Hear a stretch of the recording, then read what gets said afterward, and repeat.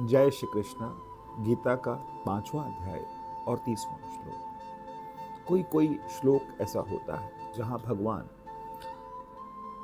आदेश करते हैं और यहाँ अर्जुन को और अपने भक्तों को भगवान आदेश कर रहे हैं। आदेश क्या है, आइए समझते हैं। मयि सर्वाणि कर्माणि संन्यस्याध्यात्म चेतसा।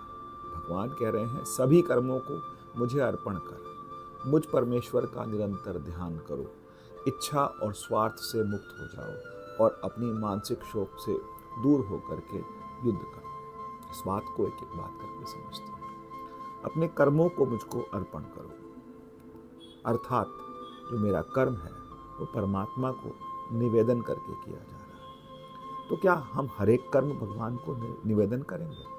हमने श्वास लिया तो क्या हम परमात्मा को श्वास निवेदन करके करेंगे? भोजन खाया तो भी।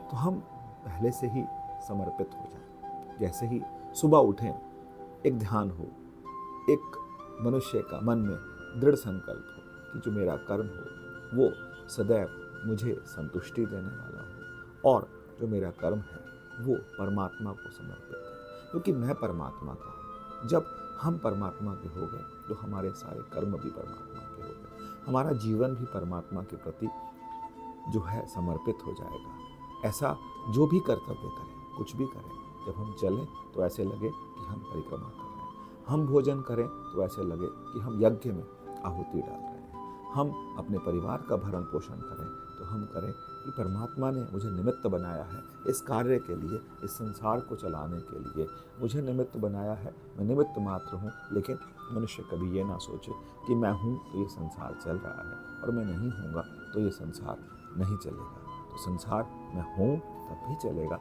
और नहीं हूँ तब भी चलेगा, क्योंकि ऐसा ये मन में डाल लेना कि मेरे बिना ये काम नहीं हो सकता, मेरे बिना कोई काम नहीं हो सकता, ये बहुत गलत है।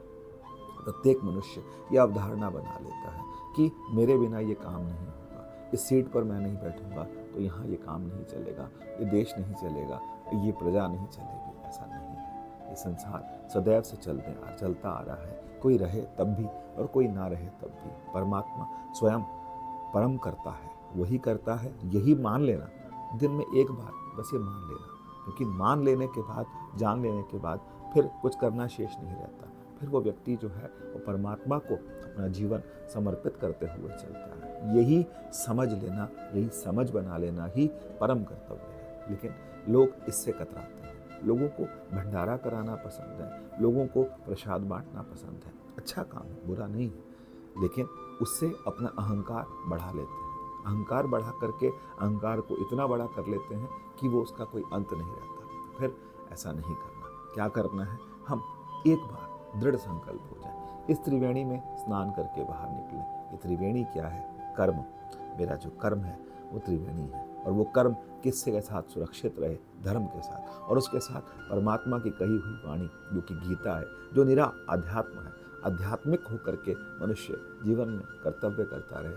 कर्तव्य करना गलत काम नहीं है, संसार चलाना गलत काम नहीं है, इसमें मैंपन करना वो गलत है। भगवान ने यही आदेश दिया कि मुझ में अपने मन को लगा, मुझ में अपने आप को समर्पित कर। भगवान ने 18वें अध्याय के अंत में भी यही कहा, सर्वधर्मान परित्यज्य मामेकम शरणम व्रज। मेरी शरण में आ जा। मेरी शरण में आने का मतलब कि मुझको अपना सर्वस्व मान करके, मुझे अपना नियंता मान करके, मुझे अपना कल्याण कारक मान करके, मुझी से तेरा उद्धार होगा, ये मान करके अपने जीवन चला, और जीवन चलाने में तुझे कोई समस्या नहीं होगी। यही हमको करना है, यही अध्यात्म है, यही अध्यात्म का अंतिम लक्ष्य है। जय श्री कृष्ण।